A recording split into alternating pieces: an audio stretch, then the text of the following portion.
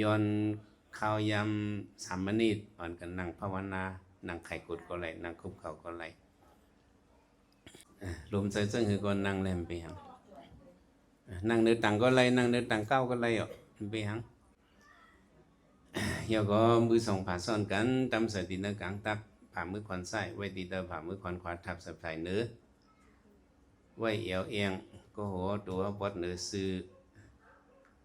อย่าไปเคียงไว้สันไว้กันเลยชัวย้อมงมกดจะเขาก็อย่าไปคิดอย่าไปวนสังเอาจะไว้ตีลมเขาลมออกเขาหุดเข้าในก็เข้าเยาเขาดึงออกในก็ออกเยาจะอย่าไปกับวนสังเอาจะจับติดดิลมเขาลมออกเขาเหมือนเจ้าหน้าเขายิบพงเอาเนี่ยพงตีนไหลเขานั่นก็ยิบหึงมาหมักฐานสำเสียงเอาเนี่ยก็ขึ้นหาเติมเฮียงมันขึ้นหาชัดกำเดียวเหมือนเจ้านั้นตูขันถาเขาก็เหมือนในเฮ็ดไว้ขึ้นหอมเหมือนเฮิรนเหมือนนี่ก็เฮ้อมาเฮียงมันไข่ยอมนะเขาได้ขึ้นไปเติมบันเฮียงมันชัดใส่บันเฮียงมันเทียงไล่เติมเฮียงใส่เฮียงหมักฐานเขาได้ก็กลางค่ำเขาสร้างไว้ตั้งคืนจนนั้นมันจะเขานอนกลางคืนเนี่ยก็เขาเฮียงตัวเขาขึ้นไม่เต็มขึ้นแต่เหลียวแต่ที่ชัดขึ้นพงเขานั่นก็มันบ่หลงชัดนะเนาะมันอันชัดป่าแป้งเขี้ยวขึ้นไปใส่เฮียงไงมอบ15 มนิของกดเต็มเหมือนนั้นเนาะเขาหรือจะนอนกลางคืนก็ของมาเขาเที่ยงเฮียงตัวเขาเอามานั่งภาวนาสุขเก็บสุขเขา5 มนิ10 มนิมันจะไหนเอาลมเขาลมออกปันเสาเขากวางเลยนี่ก็เหมือนดาวขึ้นไปแถมเฮียงตัวเฮียงเสาเขาขึ้นแล้วแถมเฮียงตัวเฮียงเสาเขากาอะไรมีบางหยันตะลาลมเขาลมออกเขาก็เข้าดีๆเขาก็สำคัญลูกกว่าสำคัญออกกลมออกที่สำคัญลูกเขาเอาลูกออกเอาลูกเขาเอาลูกออกเอาลูกเนี่ยนี่ก็เป็นลูกเมียวของเขานะก็หมอใส่ลมเขาลมออกเนี่ยมันกึมมันเป็นเฉพาะอนัตตาก็ลมเขาลมออกเขาเนี่ยก็เขาหุดเขาเนี้ยว่ากำขึ้นเอาออกเอาสำไรเอาออกมันเป็นอนัตตามันเอาว่าเขาตึงออกก็กำขึ้นเอาเขาเมื่อในการไว้การไหลขึ้นแล้วเอาเขาอันนี้เป็นเฉพาะอนัตตาพอถอยจะกลับมาถอยจะไหลมาอันนี้เป็นเฉพาะทุกขานี่โอ้อยู่หยับคันจะต่อใจจะเอาพวกขาดนั่นมันถอยจะไหลนั่นเป็นทุกขาลงนั่นน่ะทุกขาอันนี้จะแห่งละพวกเขา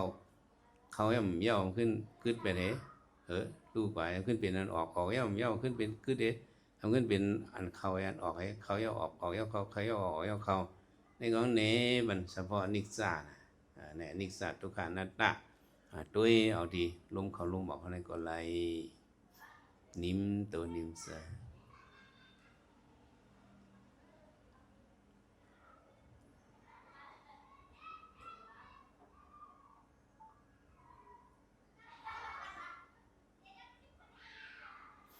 ทำในเวลาจำเป็นอะไร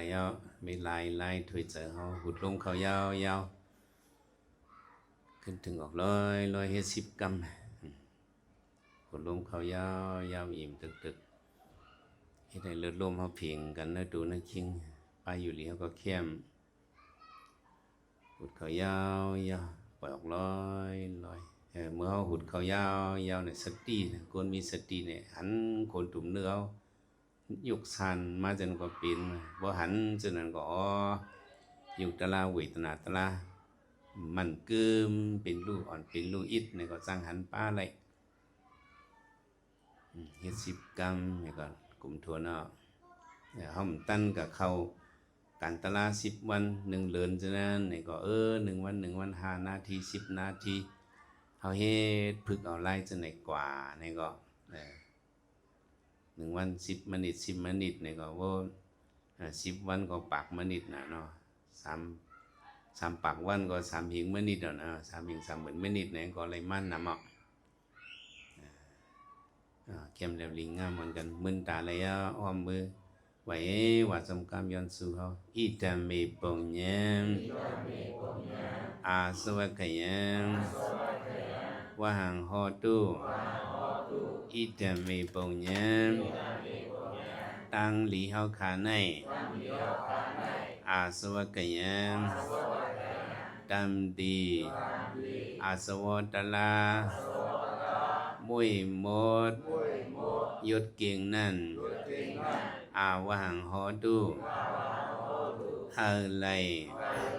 อ่อนปุ่นอ่อนหลอดอ่อนหอดอ่อนถึง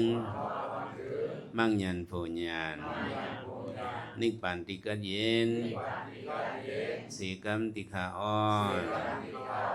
อิสิตัมปฏิตันตุยังเคบะเมวะสมิสันตุสเปปุเรนตุสังกปะสันโตปนายสยถาอิสิตัมนังอันกังเสกะเลคะเลนั่นเลยสังปฏิตันนังกังสามุมองสุตองปรณาวนั่นเลยสังตรงแชมตัมติตะกะคิงนายิงใจก่อตั้งวัดตั้งสิ่งคิบะเมวะขนันพระบสมิสันตุให้เตรียมทนตนสักกุปะตันมันสีกรรมลุยตาสัพเพสังกปะนังกาตังมุมองใครจะรีปอดสุขสีจะจิตตึงมุมองสุยันอตังวัดตั้งสิ่งเสนสันโตปนายสยถาปริบุรันตุไอ้สาเสียกังเสตมองสำหรับเบิ่งแล้วก็ได้เตรียมทนเตรียมมนเหมือนสนามลูกเดินมนเตรียมทนนั่นกุโกกุโกนสักกรรมลอยตาเนาะ